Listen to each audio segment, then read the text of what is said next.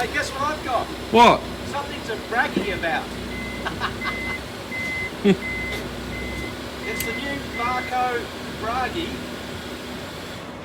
with the latest firmware. Let's get it on.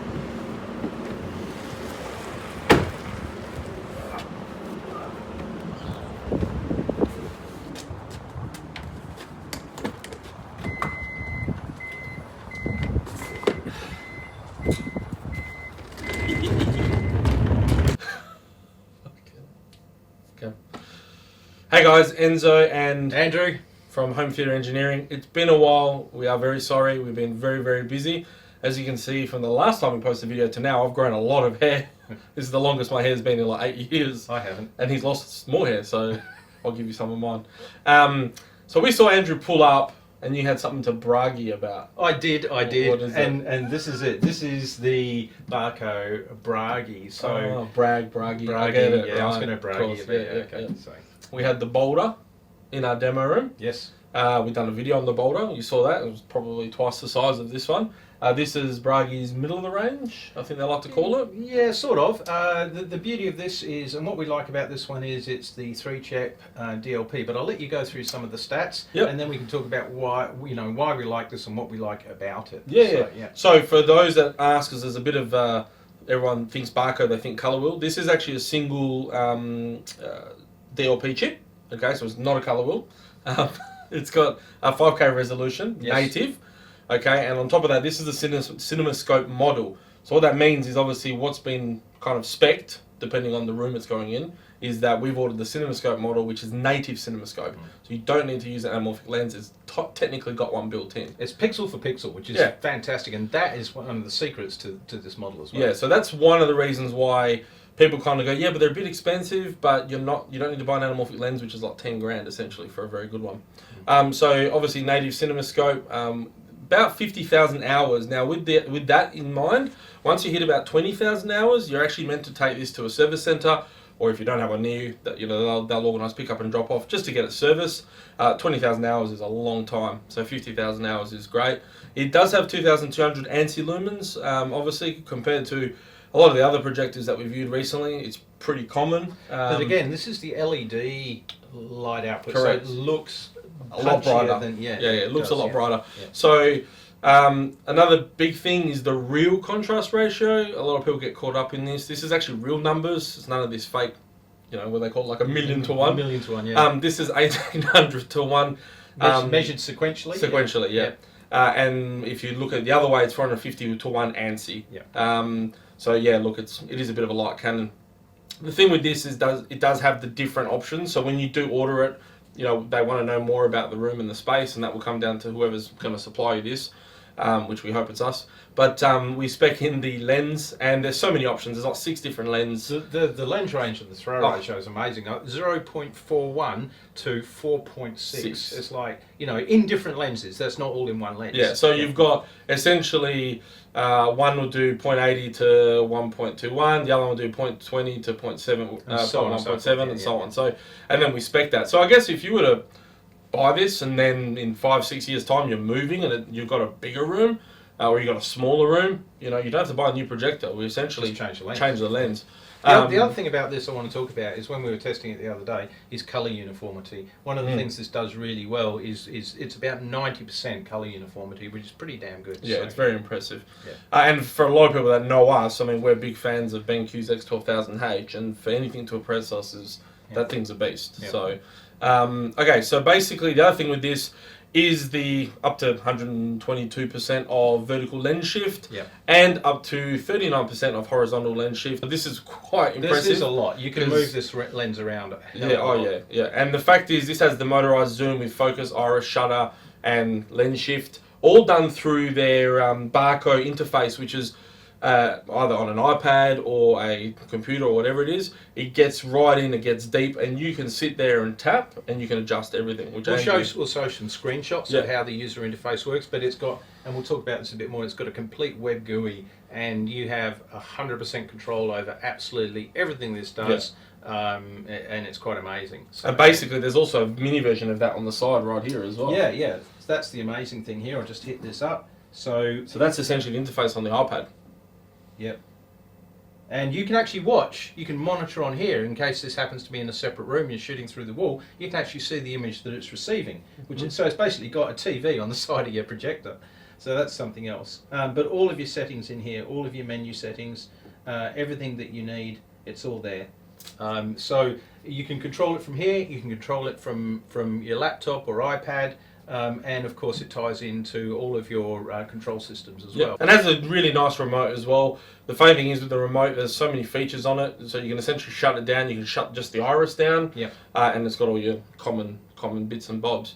Bringing it back around, so obviously colour correction is an important factor. P7 real colour on this. And Rec 709, as everyone knows. So it nails Rec 709, which I'll talk about a bit more. Talk about what I like about this projector, and of course it does the DCI P3, and it uses an internal filter to get to that. So you do lose a little bit of light output on that, but you do get to your P3 color space, which is kind of good. The other thing is, and this is where you really get your bang for buck out of this. This Barco is the Rolls-Royce of brands, right? I mean, in terms of projectors, and you get that because you get these amazing optics. You can see us attach and detach the lens here, and this thing just stands out on its own. So just looking at around the lens, you can see how well it's constructed, but it has this warp engine, right? Yeah, warp engine's impressive. So you can basically put the projector... Is that like Star Trek? Yeah, sort of. You can put the projector diagonally in a corner, and you can shoot to fit a screen. So if you've got difficult installations, this is the thing to use. Also, it's got a 360-degree orientation, so you can actually place this projector up, down, sideways, and it's used a lot. Barco use their projectors a lot for things like modern art, or electronic art, and that's something that we're really interested in. So if you're interested in electronic art in your home, talk to us, because we've got the answers for that as well. Obviously, with this upgradable, it's got all the Ethernet connections. Moving on, it's also got things like, we know the HDR, the 3D. A lot of people asked me this recently in the comments, is 3D still a big thing? The thing with 3D, it's got to be there, because for that small minority of people that love 3D, they love 3D. I think even though it never really took off as it's a must, it does have a cult following, and the 3D is very impressive, to be fair. So inputs as well, moving on to that, there's a bucket of them. I'll let Andrew touch on these because I'm getting a headache you've got thinking about it. One HDMI input, and really you only need the one, but you've got built-in HD base T, which is kind of incredible. It's built into the unit, it's not an extra module. You've got display port, you've got HD SDI, so it's more of a commercial interface. You've of course got your Ethernet, you've got your RS-232, you've got 3 USB ports, you've got a DMX in and out control. And your input resolution is from VGA all the way up to 4K UHD. So, you can pump just about anything out, and up to 60 Hertz as well. Yeah, so we put on Billy Lynn's, which everyone knows is 60 Hertz, and so is Gemini Man. And it is just... We were sitting there just... Yeah, it's like it's so three-dimensional. It's just... It was phenomenal to watch, and I'll harp in on that a little bit as well. We talked about control modules, Crestron, things like that. So power consumption varies by 500 watts nominal, 570 watts maximum. And it's a pretty quiet machine as well, running at about 30 to 33 dBA. There's a whole lot of other technical specs we could probably bore you with, but I think they're the most important ones. It is... quite a big unit. It's a heavy unit. It's 21.5 kilos. Yeah, 21.5, and it's got a 3-year warranty. Obviously, that's the biggest thing. You can extend that up to 5 years. And you can go up to 5 years, which is a big thing when you're spending this type of money. Again, the 20,000 hours. I think that's a great feature because a lot of the other projectors on the market only do up to 20,000 hours. So that's a big thing for us. But that's pretty much the nitty gritty of it all. I think again, just wow. I mean, we put it in. We've seen the Boulder. I saw the Bragi about a year ago. Local rep had it at his house. Look, it was impressive, but you only get to sit there for watch 20, 30 seconds from a couple of scenes. You don't actually really get to enjoy it. And the content since then has gotten so much better that this thing's impressive. Yeah. It is impressive. The other thing is about the firmware update. With a lot of projectors or TVs as well, once that model is superseded, then your firmware updates stop rolling out. You have to buy the next new model basically to start receiving firmware updates. Barco's not the same as that. The way they run their system means that you'll pretty much be assured of being updated all the time. So what do we like about this? Well, we put this in a room, and we'll put a little bit of video up to show you, but we put it up against a Sony VPL VW 870. Yeah, I always get that the one laser with an anamorphic lens. So that retails at about $36,990 plus a $10,000 lens. So you're talking at under 50 grand. Yeah. This one particular is 50 grand on the money. That's the native Cinemascope. Yeah. So obviously, as you're changing lenses, the prices may vary, but that's around that on average. Yeah. So look, I mean, very, very similarly priced. Both have pros and cons. Both very good. This does have that interface that just allows you to get really deep into every aspect of it, including the calibration. And look, they are two different. So what did I particularly like about this projector?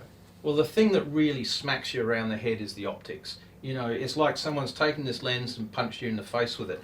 The clarity and the detail on the image is phenomenal. And it, you know, it makes sense. I haven't seen a projector on the market that has, you know, lenses like this, all glass, phenomenal optics, and of course changeable, as we know.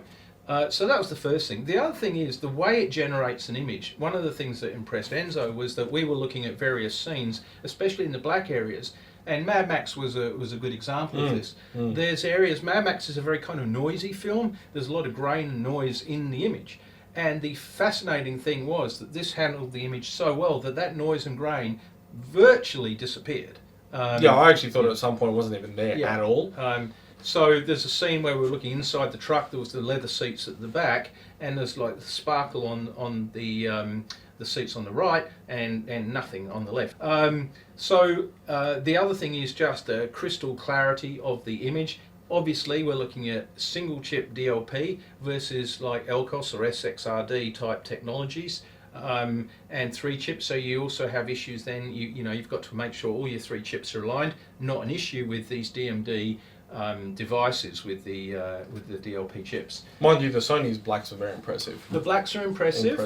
But again, you know, we have to think about contrast ratio and dynamic range, and you know, if your blacks are good but your whites are no good, then you're losing in that dynamic range. Finding that happy medium. So you know, the other thing is the build quality on this. Man, this thing, you know, I referred to Rolls-Royce, and I think that's a fair comparison. This thing is so structurally well engineered. You know, so if you're looking for value for money, you know, something that's been well constructed, that is bulletproof, that will work reliably, that is massively backed by the manufacturers, that has incredible international support, it's hard to go past a Barco for that, especially when you look at other projectors that are in that price point. So if you're looking at building a high-end cinema, honestly, depending on your screen size, you know, I would shoot this on, say, anything up to about 130 inch. Yeah, so this with this lens throw, you get anywhere from 120 to 130, just over 130. Yeah. But in terms of light output, I wouldn't go much bigger. No, especially with HDR. You could probably go a little bit bigger, but it depends whether you're, you know, if you're pushing for Rec 709, you could go for a slightly bigger screen. If you're going to push for UHD HDR, then, you know, you'd have to have a look at how much light you're actually landing on the screen. Yeah. Calibration on this is very different to a lot of other projectors. This uses a coordinate-based calibration system where we use some of our special tools. We fire it at the test image, which is generated by this. In fact, rolling up to do a calibration for this, I have to carry far less equipment. I just carry the sensor, which is the SpectraVal that I have, and everything else is built into here. There's none of the mucking around that I have with other types of calibrations. But it does need to be professionally installed and set up. So there you go. I think the biggest thing is us with Barco, now Barco Residential, because they've got a different division to their actual commercial side. They are renowned for commercial cinemas. They work very closely with directors and trying to get that experience as what the director intended, obviously on the screen. One thing I always said about Barco is you see one and there's something about it, the lights are off, everything's dark, you just see the screen, but it feels like Honey, I Shrunk the Kids. They've shot a Ray, they've taken a commercial cinema, and you're sitting in a commercial cinema. It has that feel. There's a magic about this. The colour, just the tonality. That is, I don't know. If you just said, which one feels like a cinema? Yeah. It's got to be this one. There is something very cinematic about the way watching the Bragis or the Barcos. Yeah. I think any of the Barcos we've looked at. But that kind of makes sense because if you go to a commercial cinema, a lot of them are Barcos or Sonys, and so with the Barco you get that cinema heritage, you get that big commercial background, and every time we sit down and watch one of these, it's like, wow, there's something really cinematic about them, and it's a bit hard to describe, it's a bit hard to quantify, it's not something you can measure, but these have got it in spades. So look, if you are looking for value for money in terms of build quality, capability, optics, clarity, definition, detail, reliability, then you really are looking at customer support as well. I mean, phenomenal. Most brands that we deal with, we only deal with them because their customer service is good. But Barco are kind of next level. I mean, we're dealing direct with the boys in Europe, and local reps fantastic who gets us involved with them, and they want to talk to us. They want to know. They want to, things that we experience they might never experience. So they want to know. It's not like they sell you something and we never speak to them. And they've been really receptive of our feedback. So. Yeah, and there's always going to be feedback. No product's perfect. And, everyone tends to think that, you do a review on a product because you're brand biased. The thing is, we're not brand biased. There are products that we like to use because it's best bang for buck. This has come up in the comments before. No, we basically don't get given products to review and they say, you've got to say this. We say it how it is. Yeah. If we think there's an issue, we've done it in a few of our videos, we'll talk about those issues.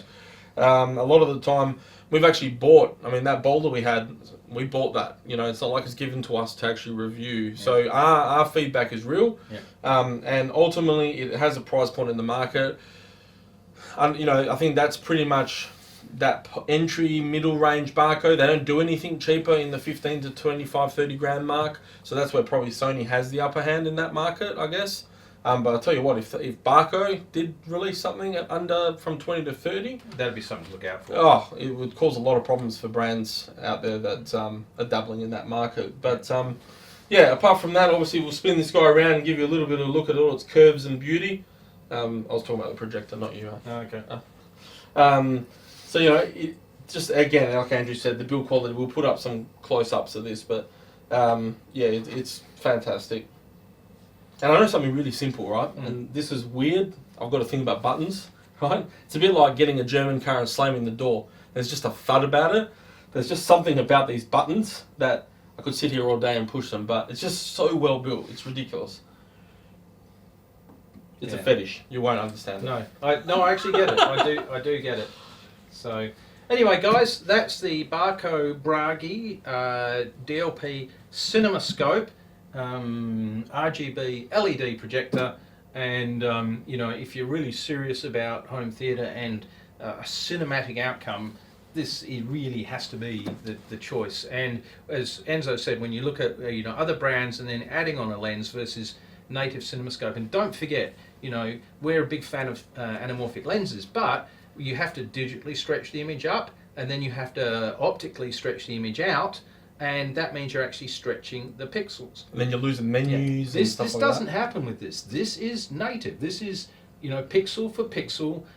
Every pixel's the same size, and it's all so sharp. So and another really cool feature on this. One more before we go. The other thing I really like about this is the auto aspect ratio, and what that means is with this, it actually senses the signal coming in. So if you've got a 235 or a 239 screen, then you're watching a Hollywood blockbuster, but then you go to something like Gemini Man, it automatically senses that and changes it. You don't have to do a thing, right? So that's pretty cool as well. You know what I actually really like too, in that interface, when you set it up for the first time, there's like little calibration tools that once the projector's set up and it's ready to go, you push the little spanner and it senses where it is and kind of goes, all right, it calibrates itself mechanically. And then like you push this other button that goes center, automatic center, and all of a sudden the image is over there and it just automatically comes here. That type of stuff. I would kill for automatic sensor on all the other projectors, because once you start shifting lens around, you don't know where center is, and so trying to square a projector up and get it installed well. So there's a lot of stuff in this that you pay for, but it's great value in that sense. So there you go. Great. I think it's fantastic. I think that $50,000 Australian dollar mark price point in relation to building a cinema, that percentage of budget that goes to equipment. Yeah. That's, you know, and realistically, you don't need a lens. You don't really need to use a Lumigen, because that's a question someone asked on our Boulder video. Do you still need to use a Lumigen? Look, that's a debatable thing. I think that would come down to why you're using the Lumigen. Yeah. If you are looking at some of the tone mapping, yes, I think there's a place for the Lumigen. Yep. But for a lot of the other advantages or disadvantages, you know, that's an interesting question. We are going to follow this up with probably a meeting interview / YouTube video with Bart from Barco. Well, there's Andy as well. Andy, sorry, yep. But yeah, we'll be having another interview with the guys at Barco. And that would be a question I'll probably ask them as well. Yeah. So, All right, folks. Cool. Thank you very much. And any comments, like, subscribe, share, give us some feedback. Again, we'll try and get some more videos. We will be stepping this up a notch and getting you more content, I promise. Yep, it's coming. All right, thank you Cheers, very folks. much. Bye.